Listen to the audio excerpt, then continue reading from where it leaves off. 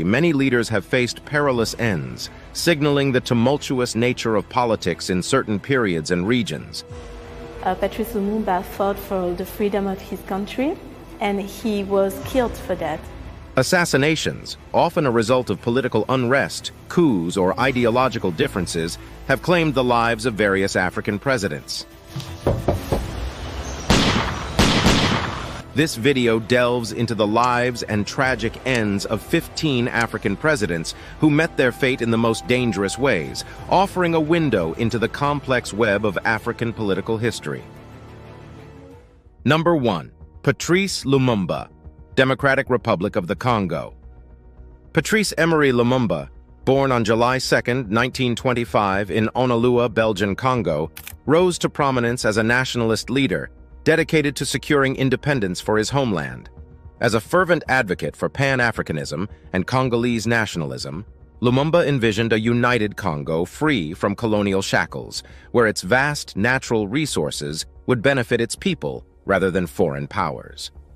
In June 1960, Lumumba's vision bore fruit as the Democratic Republic of the Congo achieved its independence from Belgium. He was appointed the country's first prime minister and immediately faced a series of formidable challenges. The young nation's abrupt transition from colonial rule meant that it lacked an experienced administrative apparatus. Moreover, regional secessionist movements, particularly the one led by Moise Tshombe in the mineral-rich province of Katanga, further exacerbated the fragile political situation. Lumumba's leadership style, marked by his assertiveness and refusal to be subordinate to Western interests, inevitably ruffled feathers. The Cold War landscape of the era also meant that superpowers like the United States and the Soviet Union were keenly interested in the direction the newly independent Congo would take. Lumumba's perceived leanings towards the Soviet bloc heightened Western anxieties. By September 1960, with the Congo in political turmoil and Lumumba's government facing opposition from multiple fronts, President Joseph Kasavubu dismissed him. However, Lumumba contested the dismissal, resulting in a power struggle. This culminated in his arrest in December by forces loyal to Joseph Mobutu, who had staged a coup with the backing of Western governments and corporate interests. Lumumba's end came tragically on January 17, 1961. He was executed by a firing squad in Katanga, a death orchestrated by Belgian officers and secessionist leaders, with tacit approval from the United States Central Intelligence Agency. The murder of Lumumba, a leader with vast potential and vision for a united and prosperous Congo, remains one of Africa's most poignant political assassinations. His legacy continues to inspire movements for justice, sovereignty, and dignity across the continent and beyond. Number 2. Sylvanus Olympio, Togo. Sylvanus Olympio, born on September 6, 1902 in L.O.M, which was then part of the German colony of Togoland, stands as a monumental figure in Togo's journey to independence. An educated man with a vision for a prosperous and autonomous Togo, Olympio pursued his studies in London and then worked for a while in the United States. On returning to Togo, he was determined to free his homeland from the yoke of colonial rule. Olympio's leadership skills quickly propelled him to the forefront of Togo's independence movement. With his dynamic approach and articulate oratory, he successfully rallied masses in support of ending the French colonial rule. His efforts bore fruit when Togo gained independence in 1960, and he became the nation's first president. However, the dawn of independence brought its set of challenges. As president, Olympio faced the Herculean task of unifying a country fragmented by colonial legacies and building a robust economy from the ground up. His approach to nation-building, which leaned towards centralized control, led to the marginalization of certain segments of the Togolese military, especially those who had served in the French colonial army. By early 1963, rumblings of discontent had grown louder. Economic struggles, coupled with dissent from marginalized military factions, created an environment ripe for upheaval. And on January 13, 1963, these tensions reached their tragic climax. In the early hours, as a military coup unfolded, Olympio tried to seek refuge in the United States Embassy but was denied entry. He was subsequently captured and assassinated outside the embassy, becoming the first African head of state to be overthrown in a coup. The assassination of Sylvanus Olympio was a momentous event in African politics. It set a precedent for military interventions in African states, a trend that would unfortunately recur across the continent in the years to come. Today, Olympio is remembered not just for his tragic end, but for his unwavering dedication to Togo's independence and his vision of a prosperous and unified nation. Number 3. Ngarta Tombal Baye, Chad. Ngarta Tombal Baye, born on June 15, 1918, in the southern region of Chad, emerged as a beacon of hope and change for a nation desiring to shake off the chains of colonial domination. Educated initially in missionary schools, Tombal Baye later trained as a teacher, thereby grounding himself in an understanding of grassroots issues and the immense transformative potential of education. When Chad started its journey towards independence from France, Tombal Baye's leadership qualities rapidly propelled him into the limelight. He became an influential figure in the Chadian Progressive Party, PPT, which played a pivotal role in steering the country towards sovereignty.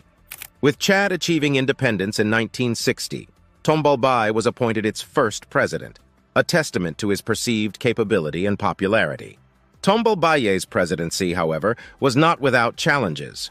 While his intent to modernize and unite Chad was evident, his methods were often seen as authoritarian.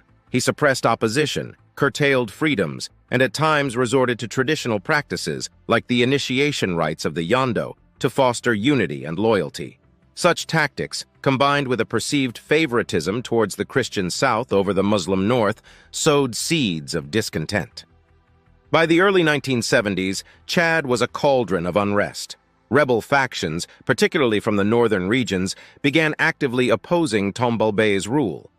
The president's response was a mix of forceful suppression and efforts at appeasement, including changing his Christian name, François, to the African name Ngarta. However, the measures did little to stabilize the situation. On April 13, 1975, the mounting tensions culminated in a coup orchestrated by the Chadian military. Tombal Baye was arrested and, in a swift and brutal turn of events, executed. His assassination marked the end of his 15-year rule, a period that witnessed Chad's transformation from a colony to an independent nation grappling with the challenges of unity and identity. Tombal Baye's legacy remains complex. While his authoritarianism and divisive policies are criticized, he is also remembered as a leader who sought to build a modern, independent Chad, even if his methods were contentious. Number 4. Marion Ngouabi, Republic of the Congo. Marion Ngouabi, born on December 31, 1938, in Owondo, Republic of the Congo, stands out as one of Africa's youngest and most charismatic leaders. His early years in the military set the tone for his future leadership, exposing him to discipline, strategy, and the intricacies of power dynamics. An ardent Marxist, Ngouabi passionately believed in socialist principles as the path to true liberation and progress for post-colonial African nations. Ascending to power amidst a backdrop of political instability and multiple coups, Ngouabi took the reins of the Republic of the Congo in 1969. Under his leadership, the nation was renamed the People's Republic of the Congo, reflecting his socialist leanings. He established a single-party state under the Congolese Labour Party, PCT, and introduced socialist reforms aimed at nationalizing key sectors of the economy and decentralizing power. Ngouabi's rule, however, was fraught with challenges. The very forces that brought him to power, particularly the military, proved to be a double-edged sword. Marion Ngouabi was assassinated in Brazzaville, marking the culmination of the tumultuous politics of his era. The circumstances of his death remain shrouded in mystery, with multiple theories pointing to both internal and external orchestrations. In the annals of African leadership, Marion Ngouabi's tenure is emblematic of the challenges young leaders faced in post-colonial Africa.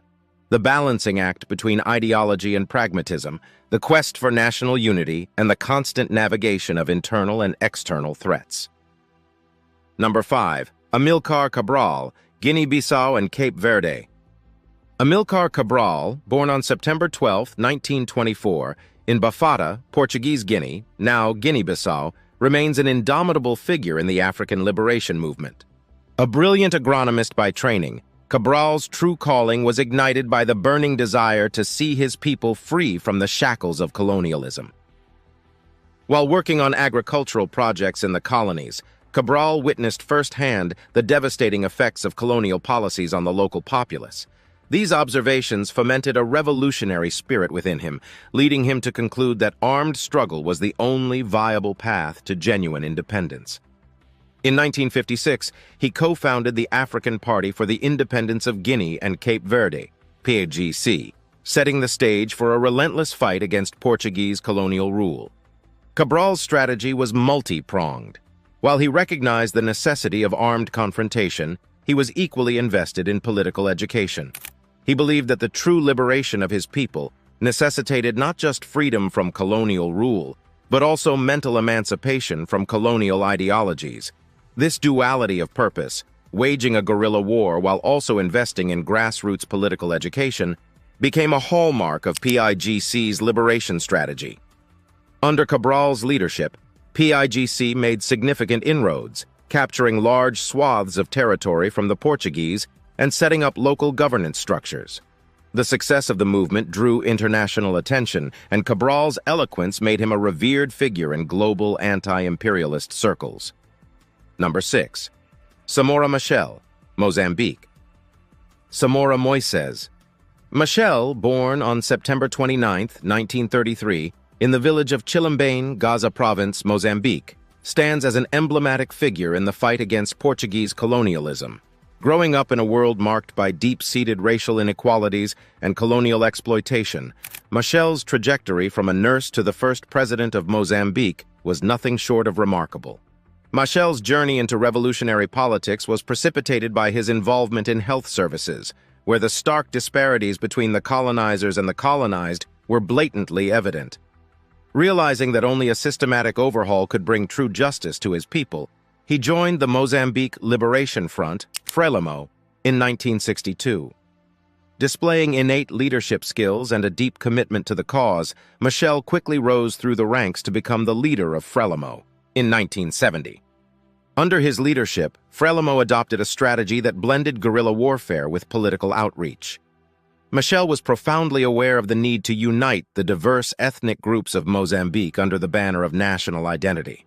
His efforts bore fruit when, after a decade of persistent struggle, Mozambique gained independence from Portugal in 1975, with Machel as its first president.